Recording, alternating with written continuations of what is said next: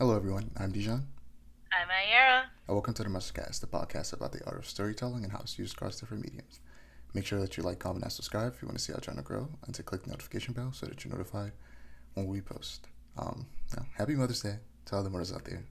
We're Yeah. recording on Mother's Day, especially our mothers and the mothers in our lives. As usual, we'll start with media we're consuming. You can start, Aya. So I've been finally buckling down and finishing Live Alive. I started it months ago. Never got to finish it because I hate the chapter that I'm on right now. But I'm like, whatever. I'll slog through it and finish. Um, Playing Live Alive, replaying A Link to the Past. Because it's been a minute since I've played it, and I might go for the randomizer at some point because that might be fun. And then Cave Story is on my list to replay because I haven't played that game in a long time and I love it to pieces. Other than that, though, not much. Yeah, for me, I've seen Guardians 3. I'll give a more in-depth review about that later. I watched Rocky 5 last week, and it's considered by most people the worst Rocky, but I like it more than Rocky 4, which a lot of people consider one of the best Rockies. Um, I feel like it's not as much about boxing because Rocky is forced to retire because he's getting old and like badly injured, so he he can't fight as much anymore, so he has to train somebody. And the guy he has to train, I think that's the character that I feel like ruins the movie for a lot of people because he's not the most interesting character, but he's also not. He's important to the story, but not so important to the story that he like brings the story down for me because the story is really focused on Rocky and him trying to deal with learning how to live without being a boxer and kind of he mentions early in the film he says that in a press conference that his son having his son feels like being born all over again. And later on, his son asks him like, "What do you mean by that?" And he says essentially like being able to give you this life that I never had growing up. It Wow. being able to see that through your eyes, it feels like I'm living it myself, and he wants to just give him a good life. And he does a similar thing with Tommy, the guy that he trains, and Mhm. essentially because he can't box anymore, he's living out his boxing career again through Tommy and starts neglecting his son because of that. It's a very good movie, and I don't understand why people don't like it. It's a good movie. I like Rocky Five. I like it more than Rocky Four. Rocky Four, I don't know. It's just they didn't do much for me. Mm, that's Um, real. Unicorn Warriors Eternal released. Talk more about that. I watched the first three episodes. I was gonna say still playing Jedi Survivor, but I'm not still playing it. I finished playing it. I went through all the side quests, so I'll get into that later. Okay. Okay. And was it I ended up was it Blasphemous was like significantly discounted, so I bought it. Uh, And but I'm ooh. but I'm going to try and play Castlevania Rondo of the Blood and Symphony of Night first because this Right. Of this course. this month there aren't any games out coming out that I'm playing. So and the next game that comes out is what June 2nd. Street Fighter comes out. So yeah, it'll be a Mhm. while. And what's it? Final Fantasy comes out at the end of that month. So I have this Right. month, or we're halfway through the month at this point. But I have the rest of this month to try and get Play through catch up. Yeah. the Castlevania games and maybe start Blasphemous, maybe not. We'll see. So moving on to animation, there have been some character descriptions released for TMNT Mutant Mayhem for the four main turtles. I'll read them off. So starting with Mikey, it says, "Mikey's the comedian. Too bad his brothers don't think he's that funny. He might not Mm. be the best at ninjutsu or waking up on time or even hygiene, but you can always count on Mikey's positive attitude." And it says that his dream is to become a stand-up comedian. Donatello, Donnie's Mm. devastatingly smart and not afraid to let you know it. His intellectual self-assuredness may come across as arrogance, but it's just that his brain is thinking so many steps ahead that he's paralyzed with indecision. His dream is to be a game developer by day and a K-pop star by night. Raph likes to break things. In fact, his biggest goal is to punch someone so hard they throw up, but beneath his hard head and tough exterior is a sensitive turtle just looking for someone to talk to. His dream is to be an MMA fighter. And Leonardo is the leader. Well, he wants to be. He dreams of leading his brothers to become an unstoppable crime fighting team. So what if no one takes him seriously? His dream is to be a fearless leader. I feel like that's disrespectful to Leo. He's more than just a leader. Yeah. They're just gonna make his characterization. He's just the leader. That's trash. But we'll see. I'm sure he'll still be a fun character.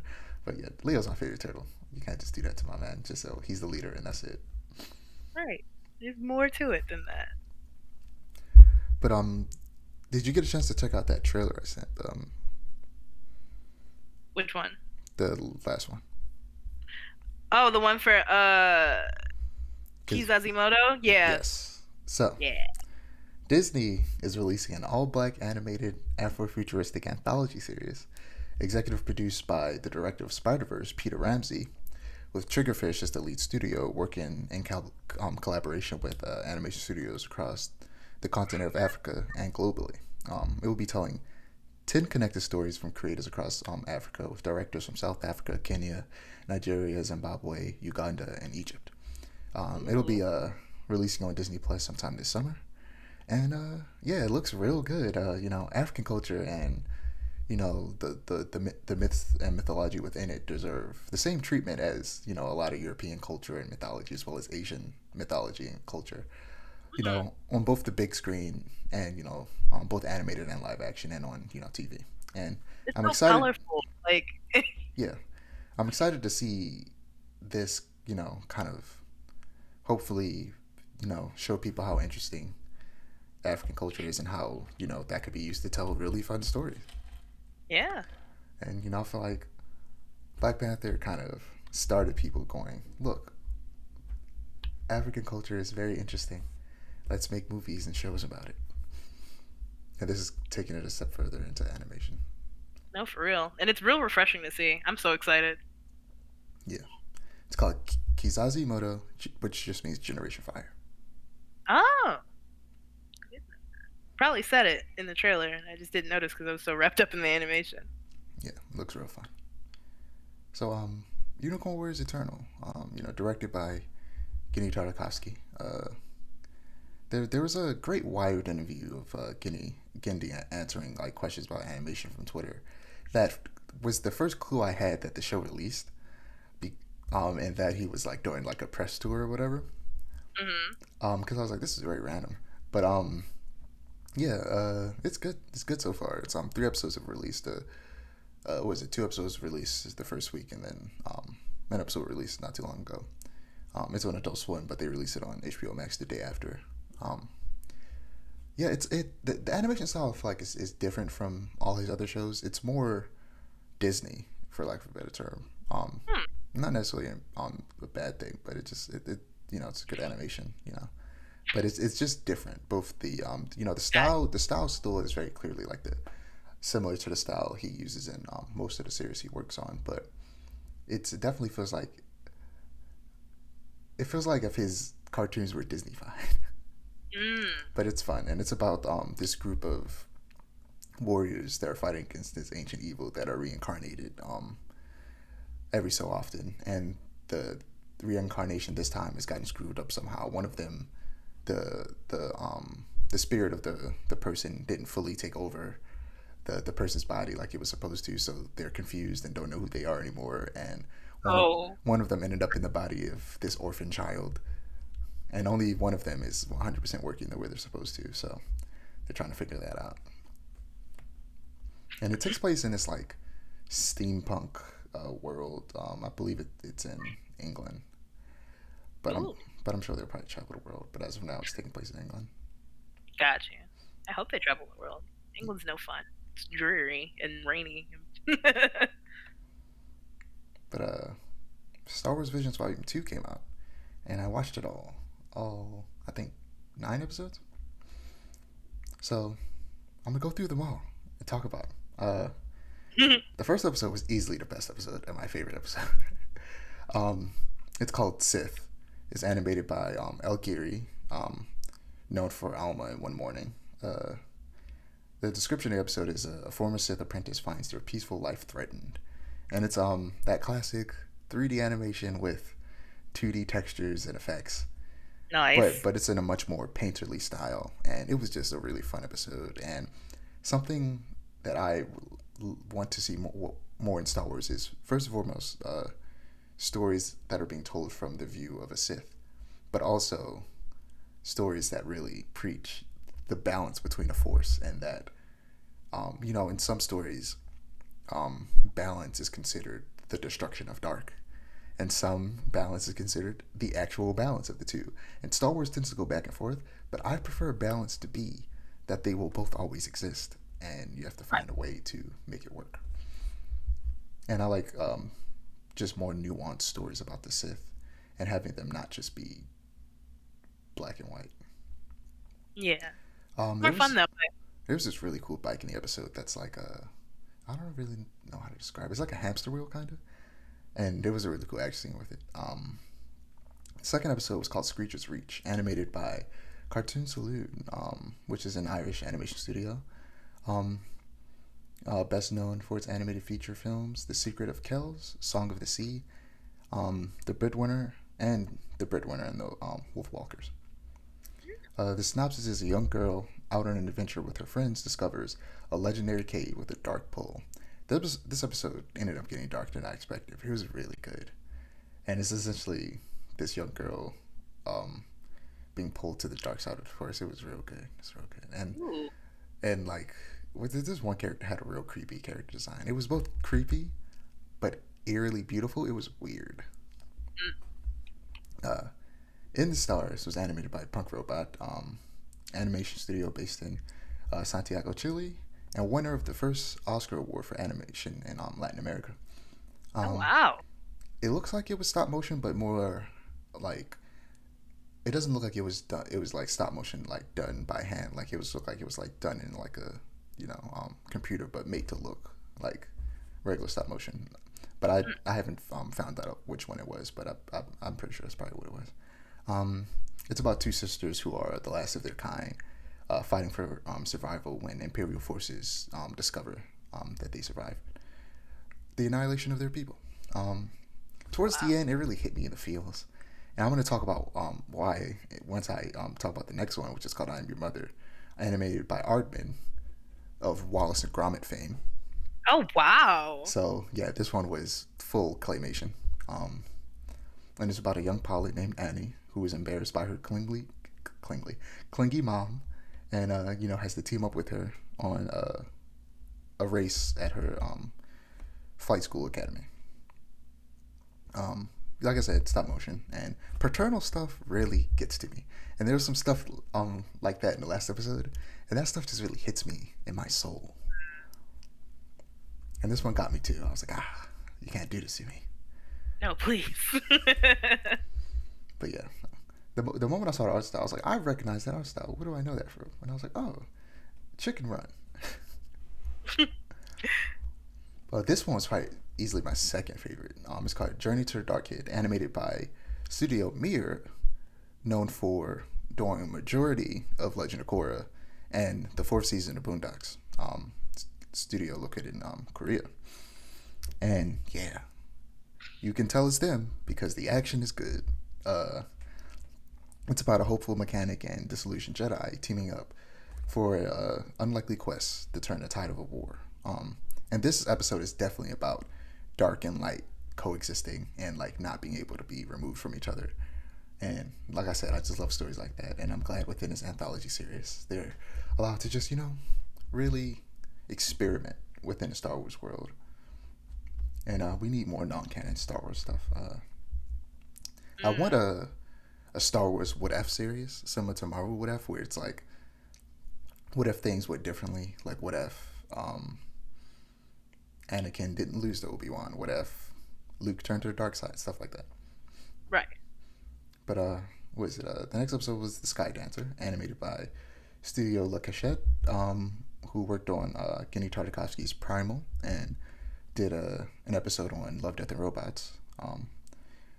It's described as the premier dancer at the Imperial frequented cabaret is tested when her identity is compromised. It low-key had more action than I was expecting. Because I had read the description beforehand, and I was like, okay, it's going to be about a dancer. And then she just started beating up a bunch of Imperials, and I was like, oh, I was not expecting this. But yeah, that one was really good and had a very interesting twist. The Bandits of Golak, animated by 88 Pictures, an Indian studio behind several Netflix animated shows and movies like Troll Hunter. Um, Pursued by the Empire, a boy and his force-sensitive younger sister seek refuge at a vibrant Dava. So this episode was very much steeped in Indian culture, and was had a very fun art style. It was another one where it was 3D with 2D textures and effects. The fight scenes were a little lackluster, honestly. Like they started off looking like they were gonna be cool, and then the movement and the weight just didn't feel right. But it was still a good episode. The Pit is animated by a studio whose art I have been wanting to see for a while, and I was glad to see finally check some of it out. It's animated by Dart Shitagio, which is a black-owned 2D animation studio based in Tokyo. Ooh. A young prisoner forced to dig for Kyber by the Empire plans an escape for he and his people. It was a fun episode. Essentially, these slaves were forced to dig a hole and find Kyber crystals, which is the crystals used for lightsabers. But in this situation, I think the implication is that these were the Kyber crystals that were used to power the giant laser in the Death Star that they were mining for. And they dug really far down, and then the Empire just left them with no equipment to get out. So they had to find a way to climb out and go to a city that was built nearby because of the prospering Kyber, mining. Right, of course. To, try and get help. Last but not least, Ao Song, animated by Triggerfish, which, I just mentioned is is the lead animation team on Kizazi Moto. Based in South Africa and Galway, Ireland. The studio is best known for its animated feature film, Adventures in Zambezia, Kumba, and SEAL Team. I like the designs in this. They felt kind of like felt puppets in a way, in the way that they look, and it was another one that looked kind of stop motiony, but in a for lack of a better term, artificial way. But yeah, Star Wars Visions Volume 2 I think was better than the first one. It was definitely more diverse than the first one. The first season was much more anime focused. They were bringing in a bunch of anime studios to work on it. Like Studio Trigger made a couple episodes in the first season, and this one they're going much more diverse. As you see, they have African studios, Latin studios, they got Indian studios, Korean studios. They went much more diverse with this one. Yeah, I'm gonna check it out. Yeah, I would definitely suggest checking out Visions Volume 1 and 2 because it's anthology. You don't need to know anything about Star Wars to really enjoy it. Dope. Yeah, moving on to comics. Been reading anything lately? No, but I do have something to talk about. Let me make sure I've been recording this whole time. Okay, I have. Okay. Now go ahead. Yeah, I do have something to talk about. It's Trigun related. So, on Twitter, there was this whole thing. It's still kind of ongoing. I know what you're talking about. I was literally just I had kept hearing about it, but I recently, literally not even an hour ago, I was reading an article about it. But yeah, so there's a Trigun fan, and they talked about a book. This is How You Lose the Time War, which I'm going to buy and read because they said it was a good book, and supporting authors is important. They talked about this book, then it somehow it exploded. Every Trigun fan is insane, so they all went and bought the book, and so it shot said book up to the bestsellers list, Amazon's bestsellers list, super duper fast, right? Which is all fine and dandy. The author is very grateful. This same Twitter account added Dark Horse and was like, "Hey, can we get a Trigun reprint?" And Dark Horse is like, "We can't say anything yet, but we do have good news for Trigun fans. So we might be getting a reprint of both original Trigun and Maximum, and I am so excited because physicals for the original Trigun manga go for hundreds of thousands of dollars, which I do not have. So reprint is really exciting. That's all I had to say, though. I have a volume of Trigun in my closet. But it's the first volume. But it's weird. it's a comic that is, if I'm not mistaken, it's literally taking the anime and turning it into a comic, like taking frames from the anime and putting it in panels and framing it like the manga. It's weird. I got it like where's my library I used to go to a lot. We're like getting rid of books, and I just took a bunch of them. Interesting. That does sound very strange. But yeah, they're probably gonna reprint it because Maximum, it's good. Yeah. People like it, and I just people. want volume 10. Like, if I don't get any other volume in the reprint, I just want 10 for a myriad of reasons. But yeah, I've been reading a lot, but not a lot of Trigun. So And that's real. Apple Black. I finished up the second volume. Got volume 3 right here. I haven't started reading it yet though. Uh, Honestly, the story's moving a little too fast. They jumped into this big invasion arc. Like the characters going to this school for magic people, and they're introducing all the characters, and then boom, invasion. And I'm like, okay, let us spend some time with these characters for a second before you destroy everything. Like, calm down. But I'm still enjoying it. The Uchiha and Heavily Stardust, like Naruto spinoff, they actually make Sakura and Sasuke feel like a loving couple, and I wish they did this so much earlier. Like, Boruto shouldn't exist. I don't understand why it does, and nobody likes it. Some people like it, but we didn't need to see their children. We just needed to see these characters grow up. I wanted to see more of the characters that we already know. I didn't need brand new characters. Uh, Finished up the Flash 1 Minute War. It ends as most Flash stories do, with time travel. So, Gold Beetle and the Flash family managed to trap the leader of the fraction that were invading Earth, and reverse time 1 minute, because the whole war was taking place in 1 minute because they were using the Speed Force. And yeah, that's how it ends. They turned back time 1 minute.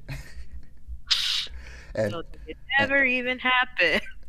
and trapped the leader in some type of prison that he can't get out of. Well, he'll get out of it 100%. And they essentially just introduced a new villain. The Adventures of Superman. So, Superman's son, John Kent, who is also Superman, the second Superman, he's Lois and Superman's son, is recruited by Earth 2 Superman, Vel-Zod, and Earth 2 Lois Lane, who is Red Tornado, to take down Ultraman, who is an evil version of Superman, the best evil version of Superman, who's just evil. There is no complicated story about why he's evil. He's just a bad person. And he's going around killing other Supermen, and John Kent has to stop him. Action Comics, more Superman. Some unknown entity is blackmailing Metallo by threatening his sister's life in exchange for Metallo killing Superman and his family. And so I've been reading more of those what's her name? Angela comics, who a character who I just thought looked really cool, ended up buying every comic she's ever been in.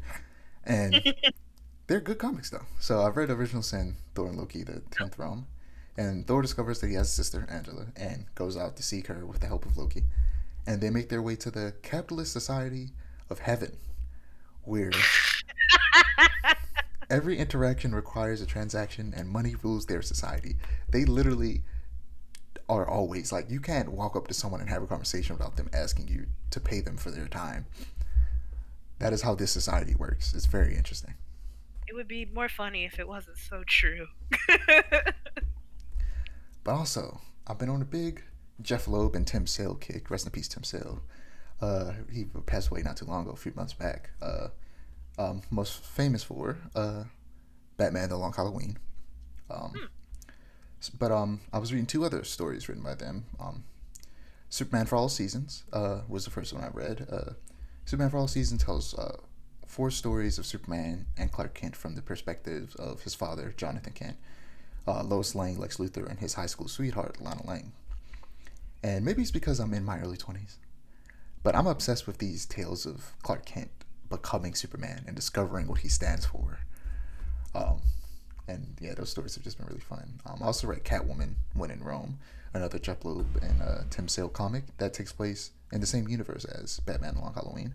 Catwoman goes to Rome to find out if the notorious Gotham crime boss Falcone is actually her father. Long Halloween's good. There's an animated Long Halloween movie on HBO if you want to check that out. But I would just suggest reading the comics. It's real good. Tim Sale's art style is a art style. It's hit or miss for some people. I used to not like it, but when I finally sat down and read the Long Halloween, I fell in love with his art style. His art style is real good. But it is different. It's much more. It's very exaggerated. Last but not least, Poison Ivy. Poison Ivy learns that she can control people, infected with the Lamia mushrooms that she's been spreading across the planet, and that she can travel through the mushroom networks and essentially teleport places. So Neat. yeah, and she's trying not to kill people but failing. We'll see how that goes. Moving on to TV and film, there was a trailer for Dune Part 2, and I don't have much to say about it. They gave a release date for the movie, November 3rd, 2023, but I don't remember anything about the first movie because it was so long and a little confusing, and I need to rewatch it. And if the reviews for the second one are good, before I go see it, I'm probably gonna literally rewatch. It's a long movie, but I'm gonna rewatch the entirety of Dune Oh wow, right before I go to the theaters to watch Dune Part 2. that's dedication. But it's based off a very influential sci-fi novel by Frank Herbert. That Right. was previously adapted to film in 1984, but a lot of people don't like that one. And yeah, it's had a lot of influence on stuff it inspired Star Wars in a lot of ways. And Oh wow. like within just the sci-fi community, Dune is a very influential book. I forget when the original book came out. Let me look that up real quick. I've been meaning to get my hands on a copy so I could read it. It's it's not one book. It's a lot of books. It came out 1965. Oh yeah, it's a lot of books. Let me actually look up how many Dune books. It's not one. There are 15 Dune books. 15 or 50? 15. Oh, okay. There are 15. Yeah, it's not one book. It's a lot. Well, He was out here. it's all right.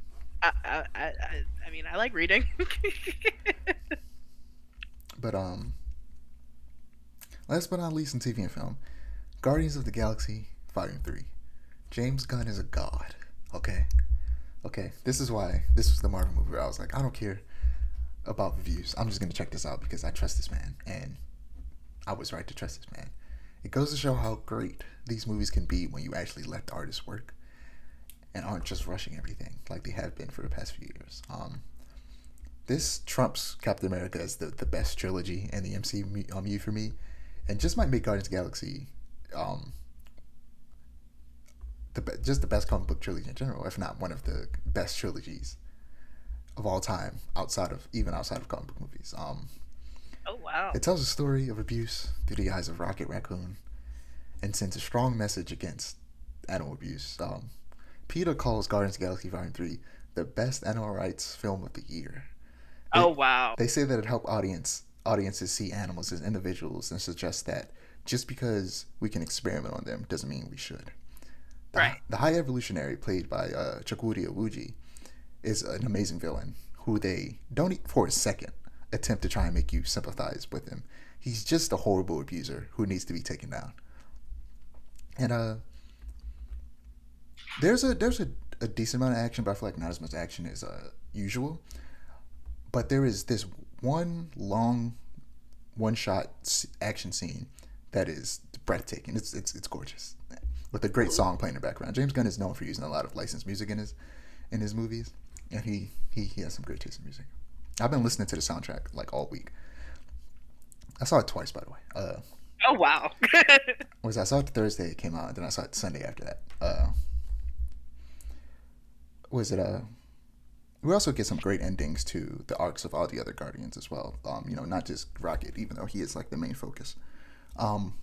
Will Poulter's Adam Warlock was great, and I'm interested in seeing more of him, but he was underutilized, honestly. They could have played more with the similarities between him and Rocket, because he's kind of like, in a lot of ways, he was also kind of created by the High Evolutionary like Rocket was, and is going through I feel like a similar life. So I don't know. I feel like they could have played with that a little bit more, but Got you. the movie was still good despite it. So a lot of people have been like trepidatious about James Gunn taking over the DCEU and writing and directing the next Superman film that will be kickstarting that new universe for DC live action films. Not even just live action; they will also be incorporating animation as well as TV shows into this new DC universe.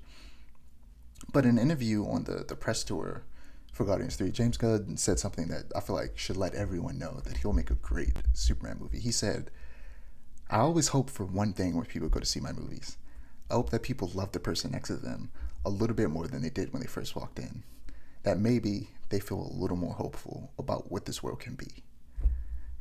And this is what superheroes represent for me, and this is what Superman represents above all else. So I have complete confidence in his ability to make a really good Superman movie. And I feel like people see like his more kind of movies that are more comedy focused and have a lot of crude humor and like gratuitous violence and assume that that's all he can do. Like he can't not make a movie with that stuff. Like of course he can. He he's made movies for Disney. Like if he can work within those restrictions, he can make a good Superman movie. But there was an F-bomb in this movie that was so surprising and made a joke hit so much harder because they don't say the F-bomb in Marvel movies. This was the first time. Ever? Yes. Wow. They just let him, and it was just one. And I was just like, I was not expecting that. Oh my God. It came out of nowhere. But yeah, that's all I got for TV and film. Guardians of the Galaxy is great. If you were to watch any Marvel movies, I would suggest watching Guardians of the Galaxy movies. They're great. So, moving on to video games. We'll start with Mouse. So IGN posted the trailer for a game called Mouse. And the thumbnail immediately caught my eyes. It's a bunch of like Mickey Mouse looking characters dressed as like early 1900s gangsters.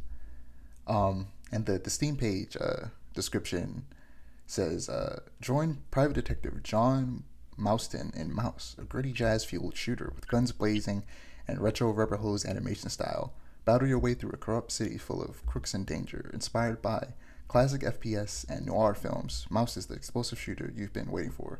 And you definitely see that classic FPS feel because it feels like a old school Dune. Yeah. And yeah, it's black and white too, and it looks fun. I'm excited to see that finished product. Same.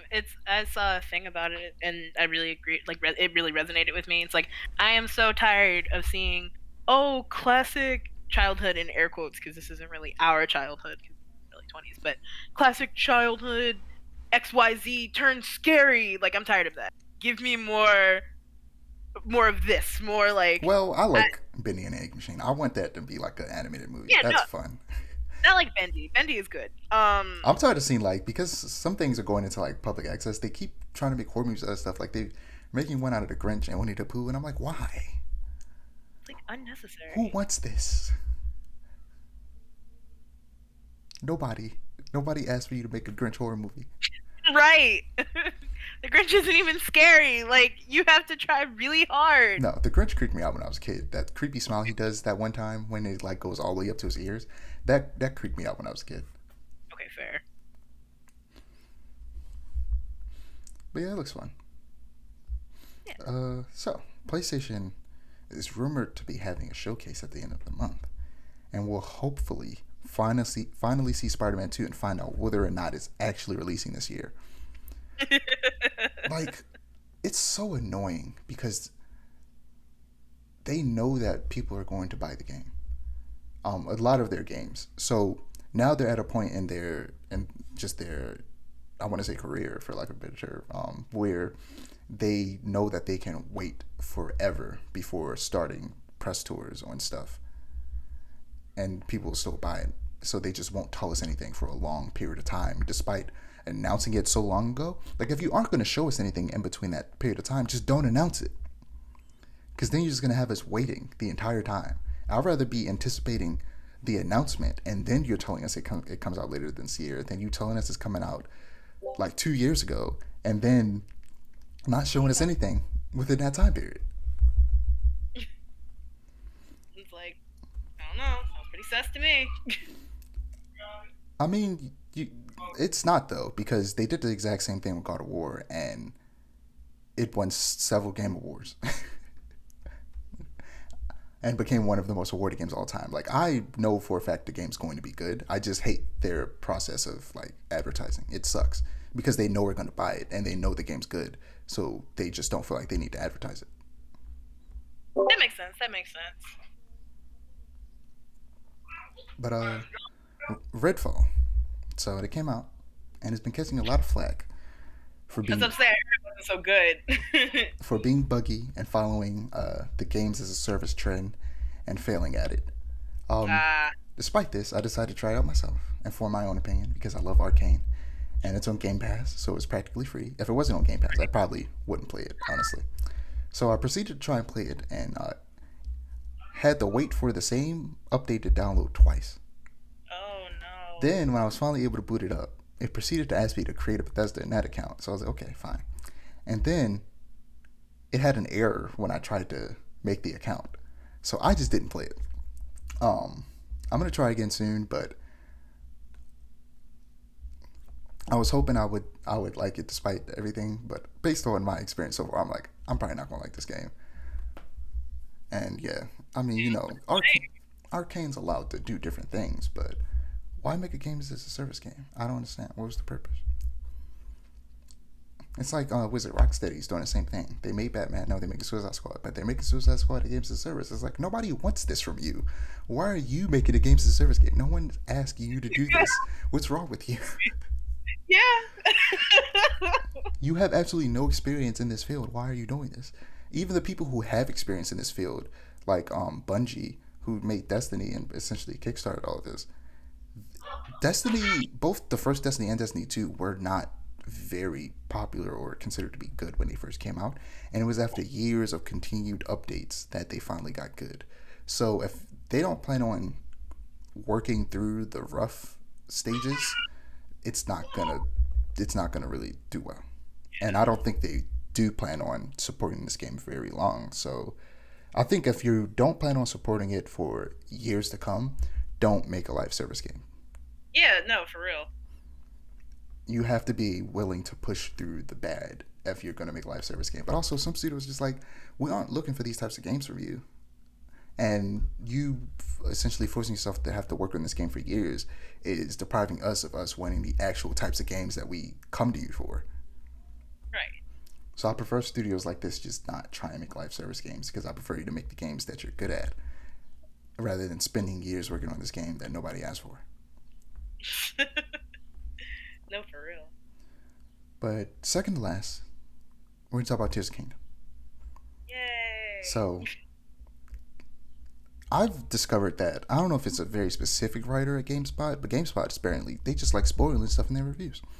So it weren't spoilers that I care about because, like I said, I'm not like they weren't major spoilers, but they were some like spoilers that people didn't necessarily want to know. Like they straight up, like other reviews that I watched before GameSpot specifically went out of their way to talk about it but not show it. But GameSpot talked about certain things and showed them in their review, and I was like, okay, you're lucky I don't care. But now I'm in the mindset of like, okay, now I know that GameSpot is a review channel that I'm only going to watch when I don't care about small spoilers for a game, because I am now aware after Jedi Survivor and now Tears of the Kingdom that they just spoil stuff in their reviews.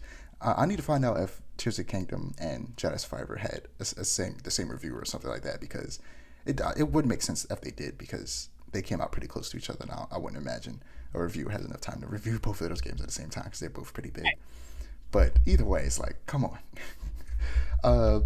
They straight up show the dungeons in the review and name the dungeons and talk about what's happening in the dungeons. I'm like, I don't care. Like, that's not a big spoiler for me, but for other people, that's huge. Like, everybody knew there were going to be some type of dungeons, because as much as people complain about it, the Divine Beasts were technically dungeons. So and we knew for a fact that at least something like that was going to be in the game. So that's not a spoiler, but actually showing it and going into detail about some of the stuff you have to do in them was way too much for people who care about that type of stuff.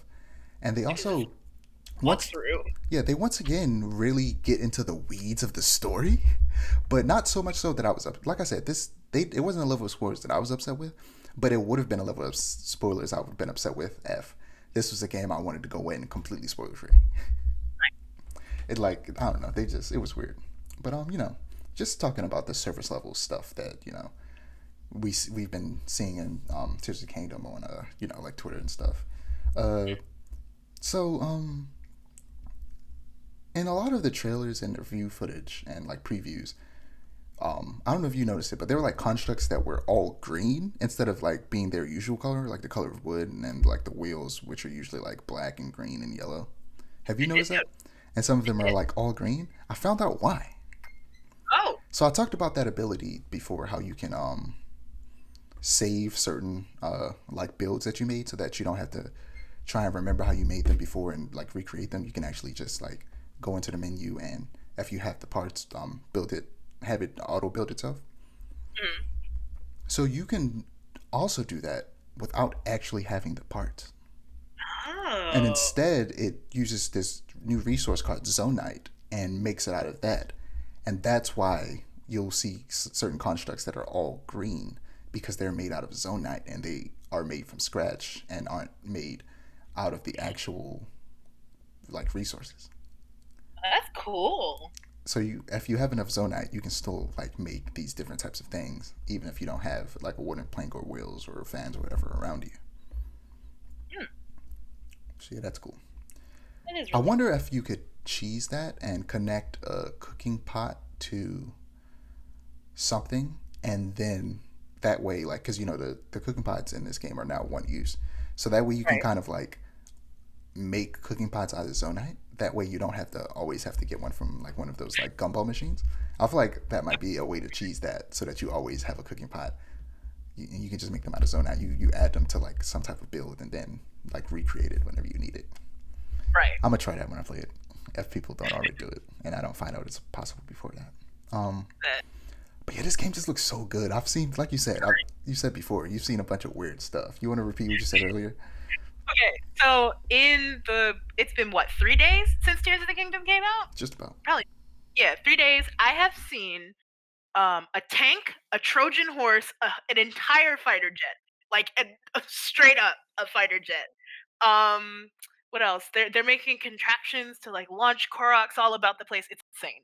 Also, a speedrunner has already beat the game in I think 29 minutes. Is the world record right 29. I now, saw 96. something like that. But yeah, I'm googling it. yeah, it is confirmed that once you reach a certain point, you can like go straight to Ganon and just fight him. Yep, 29 or 94 minutes. And I don't know how I'm avoiding it, but I'm like haven't seen a video pop in my timeline that's just the Ganon boss fight, because I don't want to see it. Same. I haven't seen any like gameplay other than people's weird contraptions, and I would like to keep it that way. Yeah, I haven't seen any gameplay beyond the opening Sky Island, where essentially you do the tutorial. I haven't even seen that, which is surprising. But yeah, but I'm probably about to start moving beyond that and watch people play, you know, after that. But yeah, I don't wanna have that Ganon boss fight spoiled for me until I get to a point when I'm watching somebody, get towards the end. But I hear that Right. the story's real good, and it's told in a similar way to Breath of the Wild, where it's like you have to find these what do they call them, memories? I don't know if they call them memories in this game, but it's essentially just like that. But that the story is much more just fleshed out and fun. And people say that there's some stuff that happened in these games that means that they're gonna have to like revise the like lore books or whatever. Or is it the Zelda There's encyclopedias? So I've oh been hearing that yeah, some wild stuff is happening that's gonna need some revisions. I feel like what we talked about before, that they will actually be resetting the timeline so that they can actually try and make a cohesive timeline. yeah, because to be honest, Hyrule Historia is what it's called. Has been due for like an update or a redo for years now. Honestly, so honestly, I believe. Because they go out of way to call this the end of the timeline, and you would only do that if you were gonna reboot. Right. So it would make sense that they do something here that starts it all over again, so that they actually make a timeline that makes sense. And it doesn't mean that they won't still, have like branching timelines. It just means that they'll do it in a way that is purposeful this time rather than not caring about that before and then after the fact going, you know what, let's make it all connect somehow. Right. So yeah, that'll be interesting to see. But Yeah. yeah. Last but not least, we have Jedi Survivor. Uh, I finished the game. Uh, so in the first game, there was this training mode where you could place down enemies in an arena and fight them yourself or make them fight each other. Mm. And within it, you could try and play a game of essentially chess, for lack of a better term, with another player, like in person. But um, every time I did that, I was like, man, they need to make this just its own thing. And they did. They did it. They in the game they made this game called Hollow Tactics, where it's essentially that you have a opposing team using who has a certain amount of points to spend on the different enemy types in the game, and then you have to choose your enemy types and try to beat them. And it's so fun. I love games with mini games in them that I get obsessed with more than the game itself. Yeah, they're so fun. Royal or Persona 5 the Royal is like that with I forgot what it's called, but I haven't played it myself personally, even though I own Royal. But there's like a card game in there that people play more than they actually play the actual game, which is Like, what was it? funny. And Red Dead Redemption 2, after I beat it, every time I boot up Red Dead Redemption 2, I just go to a saloon and play blackjack. No, I play poker. Every time. I just go. Like, I was like, in real life, I can't go to a casino because I would have a problem. I would just, I would spend all my money on poker. I can't do this. I can't go to casinos in real life. It would be a problem. But, yeah, the puzzle and platform in this game is so good. It's just so fun to just jump around and flip and dash and zip line. It's a good time. And there's this thing I found out on Twitter, like way after the fact, where you get a lightsaber stance that's like cross guard, and, and there's a lot of customization. You can customize your lightsaber, and I found out on Twitter that you can change the angle of the cross guard. Cross guard, like Oh, usually it's just straight, but you can actually angle it up or angle it down in the customization, which is cool. that Um, is. what are you gonna say? No, I was just saying that is neat. Yeah. Um, there's a boss that returns from the first game in this, and I hate it. It sucks so bad. I hate it so much. It took me so long to beat it. I was playing it one night, and then I was like, I'm going to sleep, and I'll do it in the morning, and I did, and I beat it. But then almost immediately, I discovered that there was another boss fight where you have to fight two of them, Oh god. and that took me a minute, but it was. They actually did make it a little bit easier because they was like, fighting one was already difficult. Let's not making fighting two just as hard as fighting one, but there's two now. They did make it a little easier. Um, but yeah, it's just a good time. This game, exploring after beating the game, was really fun. Just going around and like when you go to a rest point, all the enemies respawn. If you Oh, if you rest, just like in like the Dark Souls games. So there's always enemies to fight. Um, so on Jedi Survivor, it gives me a lot of like Castlevania vibes, and the way it has like a Metroidvania type map style where you unlock abilities that allow you to access new areas and unlock shortcuts. And mm. there's this idea I have for a Castlevania game that I feel like the gameplay of Survivor would fit, as well as like the traversal, where the titular Castlevania lands outside like some village and causes, in the you've seen the show, right? Yeah. So when the castle teleports, it like causes this big shockwave because it's displaced in the air. So it Right, lands right. near this village and it partially destroys the village, but also it releases night creatures into the forest. And they're in the forest during the day, but at night they attack the village. And you of course play as a Belmont. In my mind, this would be like a reboot, and you would play as Simon. Um, Mm. and essentially he's there, of course, to take down Dracula as well as help the people in the village. And similar to Jedi Survivor, it would have this like wide linear like map where it's not completely open world, but there are these open sections that you can explore. So you'll be able Oh, to explore the village and protect the village at night, and talk to people in the village in the day and help rebuild, as well as explore like the forest and take out the night creatures and go through cave systems and find things. But also, the I feel like 50% of the map would be that. The other 50% of the map would just be the Castlevania. It would just be Dracula's castle, and you having to, make your way towards there. And sometimes you might have to leave the castle to go out and find an upgrade that you need to traverse the castle. Um, but yeah, I feel like that would be cool, and I also feel like it would be interesting if Alucard was in the game, but like similar to the show, he's like underground somewhere in like some cavern, and he's like a boss fight, but then he like works with you after you fight him. That would be nice. You brought up Symphony of the Night earlier. That first of all, yes, absolutely play it before Blasphemous because as much as I love Blasphemous, I adore Symphony of the Night. It's my second favorite Castlevania game. That's all I had to say. Just Symphony of the Night is cool. What's the I like first? playing that. The first? It's between Rondo of Blood and the one that's on the GBA. That might actually be Blood. Hold on. Yep. Is the one on Game Boy Advance? Is that? Is it Was it Castlevania 2 or is it? That Oh, okay. one. Alright, I like so Aria. I played Aria, so I played that a long time ago on some Game Boy emulator. Yeah, same. I just enjoyed it a lot. But yeah, do you care about spoilers? Because I want to talk about this one specific thing. No, you're good. So, there's a point in the game where, well, first off, this is one character in the game that I hate. I hate him so much. Spoiler alert. I'm not gonna spoil. I'm not gonna necessarily say what happens, but I absolutely despise this man. Right. he's a traitor to the cause, and I was so mad. So there's a part in the game where you chase him down, you fight him, and essentially they make it seem like Cal is dead. And they tell you to hit the it essentially goes to the game over screen and tell you to hit the button to respawn. Oh wow. And then you start playing as his mentor, who is Sarah June,